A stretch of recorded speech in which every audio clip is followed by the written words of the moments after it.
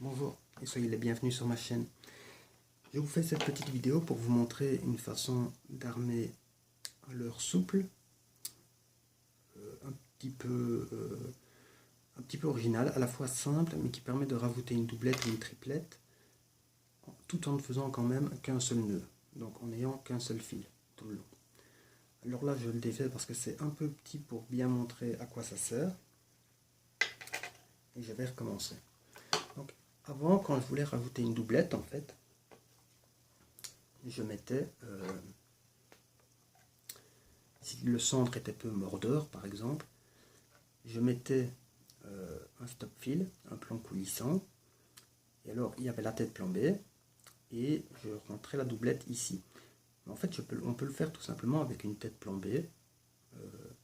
Je me demande comment je n'y ai pas pensé avant, donc je vais vous montrer ça. Je crois que c'est mieux qu'un long discours. Donc, comment est-ce qu'on va enfiler notre leurre souple? Donc, c'est assez simple. On va l'enfiler de sorte à redescendre en bas du poisson, et on va même rentrer en bas de préférence, et on va ressortir le plus loin possible tant que ça ne gêne pas la nage. Donc, ça peut poser problème quand ils sont fendus comme ça, il ne faut pas descendre trop bas alors, c'est pas bien grave.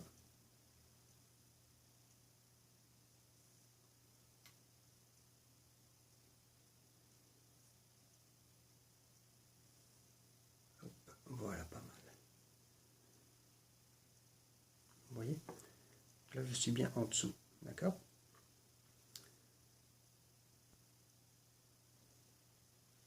Donc ces aiguilles-là, vraiment de base, on peut les trouver chez pêcheur.com par exemple.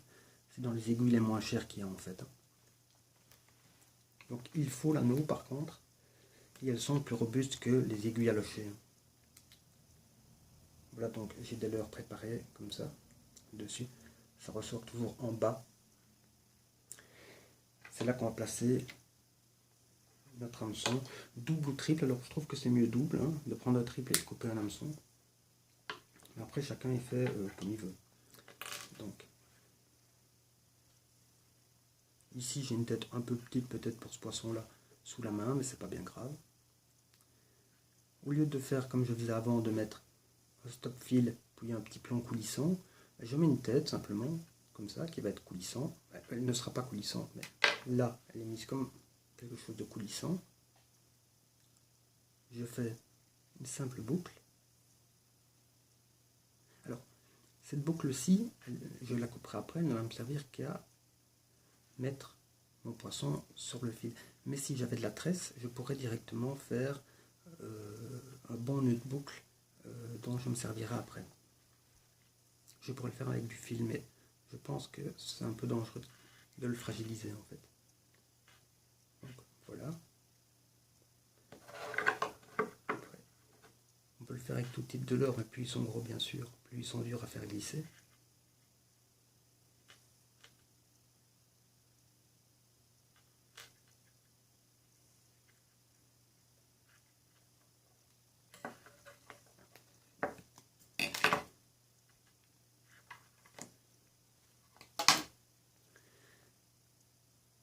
Alors, si c'était de la tresse, ce que je ferais, c'est que donc j'aurais fait un meilleur nœud, et je m'en servirai maintenant pour passer la boucle dans l'œillet, et puis l'hameçon, enfin la doublette par exemple, dans la boucle.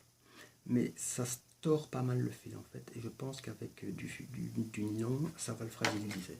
Donc je préfère utiliser de la tresse pour faire ça, ou alors avec du fil je coupe, et moi je fais un nœud palomar. Mais, faites le nœud de votre choix.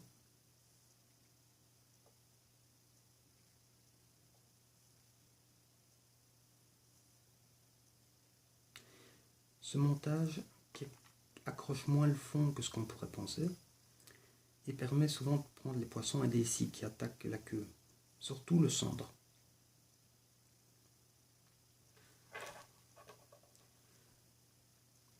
On laisse moins de montage qu'on pourrait le penser au fond de l'eau. Et contrairement à ce qu'on pourrait penser aussi, le leurre ne se déchire pas. Je vous vous montrerai pourquoi après. Hop. Donc, ici, il faut que je mette la tête. Et je vais le faire avant de tirer la doublette dans le poisson. Ça, c'est important. Je fais ça parce que dans l'absolu, il est possible que j'endommage le fil qui est à l'intérieur. Ça ne m'est encore jamais arrivé, mais au cas où, pour pouvoir vérifier après, je vais d'abord mettre ma tête.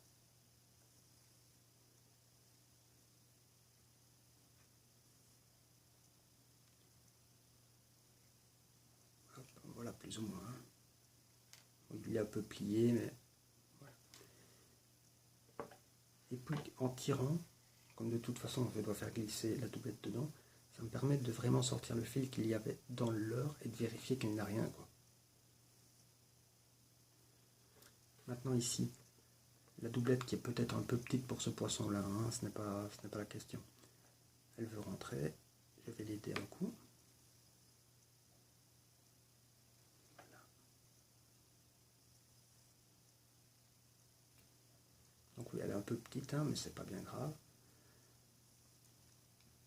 Et donc voilà. Là, j'ai mon montage, donc la luminosité a peut-être baissé, excusez-moi.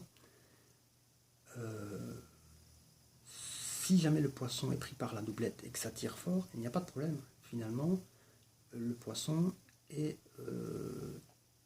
sur le fil en tension, mais lui-même n'est pas comprimé. Il ne sera comprimé que si le poisson est pris par l'hameçon de la tête et pas par celui de la doublette. Dans ce cas-là, la doublette serrera un petit peu le leurre souple, mais avant de le déchirer, il y a quand même une marge. Enfin, si vous trouvez que votre doublette risque de trop se mélanger dans la queue, ce qui ne m'arrive pas, mais pris de la nage, ben, vous n'avez qu'à couper un petit peu comme ça en tirant, et puis la repositionner.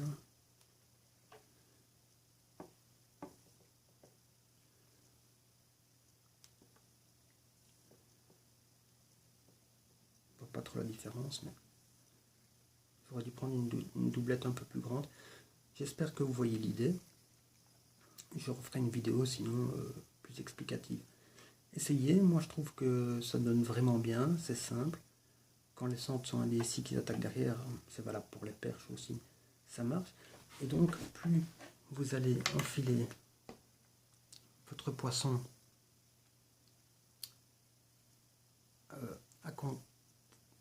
moins l'aiguille fera un angle dans le poisson, plus elle sera parallèle, je vais dire, plus les hameçons ressortiront bien.